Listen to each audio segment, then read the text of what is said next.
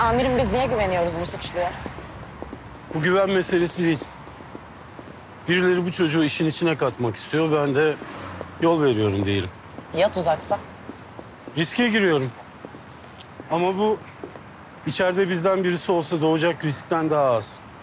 Yani bir zayiat olacak olursa bizden biri değil. Şuradan çıkaracağımız bir suçlu zayi olacak. Asıl risk bu işte. Kaan Karabulut'un zayi olmaması bana pek mümkün değilmiş gibi geliyor amirim. Bu yaşta hapse düşmüş biri zaten heder olmuş bir hayat yaşıyor demektir. Ben ona bir şans daha veriyorum. O bunu anladı mı sizce? Güleç bir çocuk. Kös kös oturmuyor, kahretmiyor, ayakta kalmak istiyor. Ne dedi biz çıkarken? Düşünmek istiyorum. Kararımı yarın söyleyeceğim. Hesap kitap yapıyor. Hemen atlamıyor, mesafe koyuyor. Bu iyi.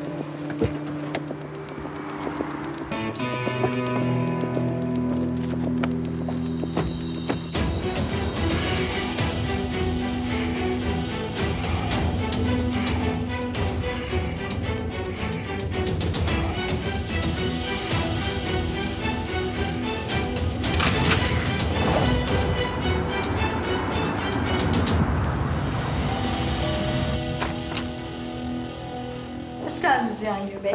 Cihangir. Aslanım, oğlum. Hoş geldin. Senin şu nişanlının hali ne? Suratını sallamış oturuyor, ağzını açmıyor. Kararıp gidecek. Konuşurum. Konuşmak yok. O sadece seninle evlenmeyecek ki benimle de evlenecek. Sana kızmış, bunda benim ne suçum var? Benim ne günahım var? Konuşurum dedim ya anne. Konuşma. Sen söyleyeceksin, o yapacak.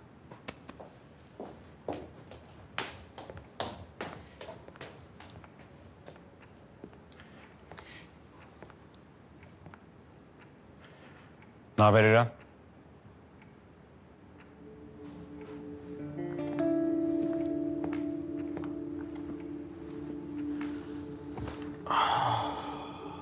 Seni bekliyorum. Yorgunum. Uykusuzluk hastasısın Cihangir. Babamı hiç katmıyorum bile. Doktora gitmelisin. Günün yorgunluğu değil bu. Şimdi konuşmayalım mı diyorsun? Konuş. Lütufta mı bulunuyorsun Cihangir? Tabii ki konuşacağım. Telefonunu arıyorum, açmıyorsun. Niye açmıyorsun? Yanlış yerde mi aradım? Çalışıyorum İrem. İşimi yapıyorum. Baban sevinir buna da. Peki ben ne oluyorum Cihangir? Bana gelince yorgunum. Nereye varacaksın İrem? Hı? Oraya var, ben de öyle konuşayım. Eskiden böyle değildik. Ne oldu sana Cihangir? Bana özen göstermen gerekmiyor mu? Niye denemiyorsun bunu? Denemek mi? Öyle bir şey yapmıyorum İrem. Yetişmeye çalışıyorum. Her şeye yetişmeye çalışıyorum.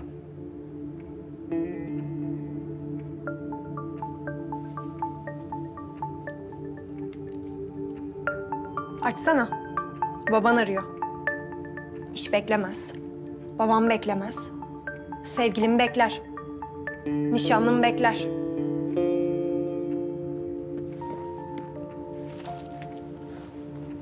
Babam bahçede.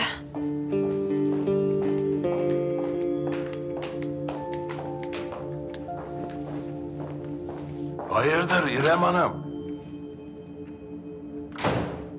Heyheyleri üzerinde.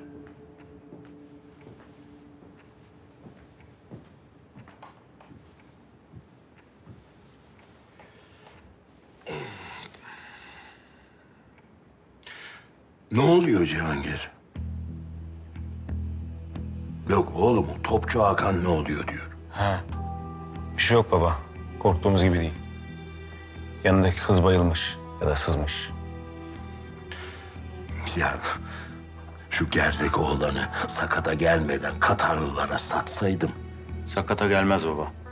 Yarın havaalanından Katarlıları alacağım öğleden sonra. 10 yıl önce biri bana İlhan sen Katarlılarla iş yapacaksın deseydi hayatta inanmazdım. Yalan. Kısmetmiş baba, kısmet.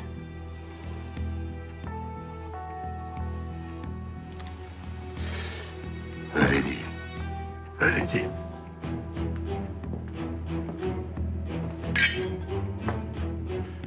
İnsan kısmetini kendi çıkartıyor.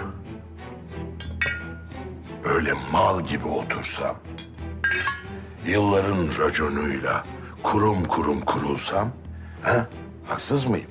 O hesap bana gelmez.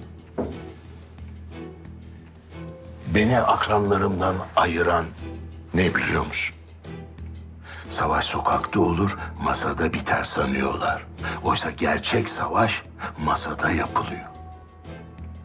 Ben Pekin'de fabrika açıyorsam, Moskova'da otel açıyorsam, işletiyorsam bu beni başka bir yere koyar, öyle değil mi?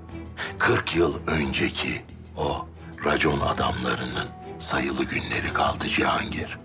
Bu bir. Her gemiden fare çıkar. Sallayacaksın. Her zaman sallayacaksın.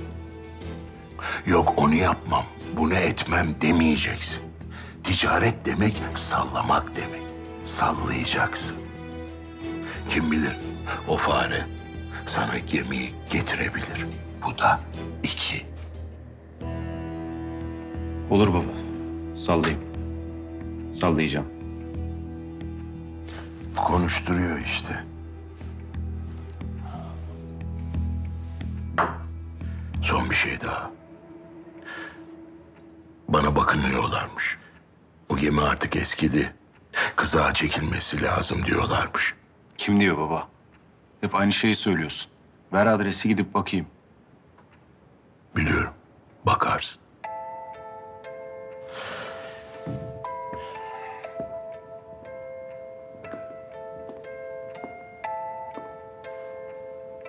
Adresi bulursam sana söylerim oğlum.